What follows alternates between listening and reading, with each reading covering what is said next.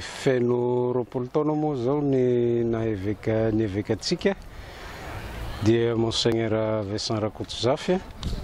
ka ny fiangonana Ratsamagaika atao anivon'ny diocèse dia manao ny fiarahabana azy amin'izany fahatratrarany izay roapolo taona naheveka azy teto amin'ny diocèse zay ary dia betsaka moa ny zavatra vitany natrehiny momba an'izay fiainan'ny diocèse zay karariny sady hitsiny ny isaoran'ny kristianina azy amin'ireo zava-bita izay nandritra zay roapolo taona izay dia izay no ankalazain'ny kristianina rehetra manerana ny diocèse izay soloan'ireo solotena ireo tena eto Faradofay amin'izao fotoana zao.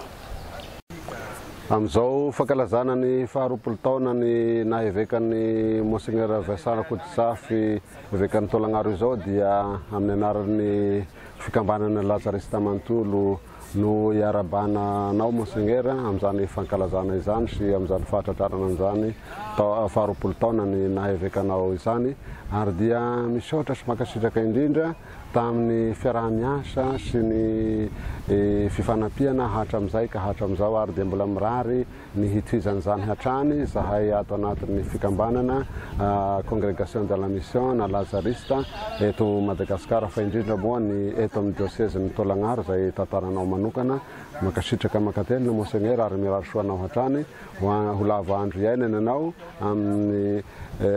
fiainanao andavanandro ary dia mivavaka ho anao hatrany zahay mivavaka hatrany sika eo amin'ny fanatanteranao ny asa lehibe akin'ny fiangonana aminao eto amin'ny diocèse ny Tolagnaro. Mankasitraka Monseigneur. Amin'izao faharoapolo taona ny hevekatsika eto amin'ny diocèse ny Tolagnaro zao dia faly miarahaba azy sy mirary soa ho azy mba hampian'Andriamanitra izy mandrakariva hanana fahasalamana eo ampiatrehana ny adidy izay nankinina aminy hatramin'ny farany. Misaotra azy voalohany indrindra amin'ny maha ray aman-dreny tompon'andraikitra azy eto amin'ny seminaire miahy an'ity seminaire malalana ity ka dia isaorana azy amin'izay ezaka rehetra ataony amin'ny fampandehanany raharaha ny fiainanay na ara-batana na ara-tsaina indrindra fa amin'ny lafiny ara-panahy. Ka mirary soa amin'ireto feno roapolo taona ary misaotra an'Andriamanitra koa nohon'ireo zava-soa vitany nandritran'ireo taona maromaro tsy ny tenako ihany fa izahay amin'ny Androy ary Androy Manontolo no miarakava azy mirary soa ary engany Andriamanitra momba azy na hoaisa rehefa miala tanteraka amin'ny diocèse dia engany eva homba azy ny fagasoan'Andriamanitra ho salama tsara engany eva ho ela velona koa ka falisahay mivory eto amin'izao miaraka amin'ny diocèse Manontolo va mamoy ity jubily lehibe ity. Harapaina manokana ianao Monseigneur amin'izany tantanin'Andriamanitra sy ny tsimbininy ary nomeny hery sy ny fahasalamana entinao mitondra ity diocèse manontsika ity. Totosa ihany koa tamin'ity herinandro ity ny conseil pastoral izay nifandrombonan'ireo pretra rehetra eto anivon'ny diocèse sy ny kristianina laika ary nanatanterahana voalohany ihany koa ny synode iombonana amin'ny fiangonana katolika maneran-tany. Koa amin'izao andro famaranana ny conseil pastoral izao indrindra no nisafidiana ny pretra rehetra sy ny kristianina eto anivon'ny diocèse iarabananao manokana nanaovana an'izao fety natolotra ho anao izao. Engany eo tsimbin'Andriamanitra hatrany ianao Monseigneur atotosa hatramin'ny farany adidy aman'andraikitra izay saninao. Izay mijoro manoloana anareo eto ary mbola velonaina no isan'ny nanentana tamin'ny fanatanterahana ny liturgia mikasika ny sakra. Tena azo lazaina fa nahavita be teo anivon'ny diocèse izy ary mbola mirary azy havita hatrany. Na dia milaza fa hoe tamin'ny fahadimy amby fitopolo taonany izy no nisotro ronono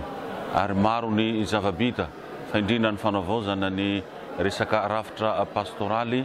momba ny komity mpiangonana ary io no isan'ny navoitrany sy isan'ny volavolainy ka nananganany ireo solotena izay nandrafitra an'izany ka iainana mandraka ty androany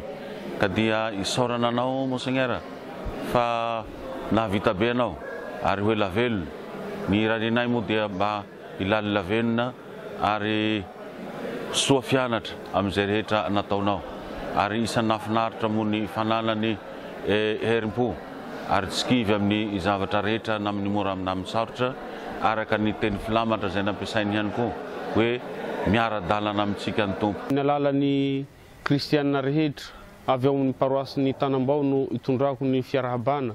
azy satria maro ireo adidy, maro ireo andraikitra izay naoriny teto amin'ny diosèzy. Raha tsy ilaza aho hoe ny laika mandray andraikitra izay najorony tany amin'ny 5 ka eto dia faly miarahabanao zahay Monseigneur, zahay zanakao amin'ireo soa izay nafafinao ary mirary soanao mba hanana fahasalamana mandrakariva hoentinao manatanteraka ireo adidy sy andraikitra izay naniraha ny fiangonana anao. Amin'ny fikambanana Masdad John Baptiste dia faly misaotra azy sahady amin'ny anakeny hidirana eto amin'ny diocèse ka miarahaba azy indrindra amin'izao fetiny izao. Dia mirary soa azy mba haritra hatrany farany fa indrindrandrindra sorana ny zavatra tsara izay nataony ho an'ny diocèse fa indrindrandrindra ho anay atao anatin'ny fikambanana Masdad John Baptiste mpialoha lalana.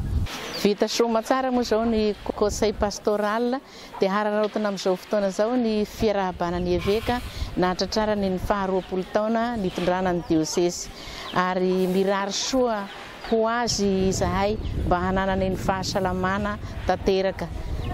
ary makasitraka makatelina amin'ny soa rehetra nataony teto amin'ny diocèse sy ny fiarahamiasa rehetra. Afalianao anay komity avy ao amin'ny distrikan'ny Beloha ny miarahaba ny Monseigneur amin'izao fahatratrara ny 20 taona nahava Monseigneur zao. Eto izahay dia mirary fahasalamana sy fahombiazana ho an'ny Monseigneur mba hahavita be amin'ny asany amin'ny maha nanendrena azy Monseigneur zao. Engane Andriamanitra manakarepasoavana hitahy sy tsimbona azy mandrakariva eo amin'ny adidy izay mbola ho tantaniny fa dia mirary raha mirary ny firarian-tsoa ho azy zahay avy ao amin'ny distrikan'ny Beloha Androy.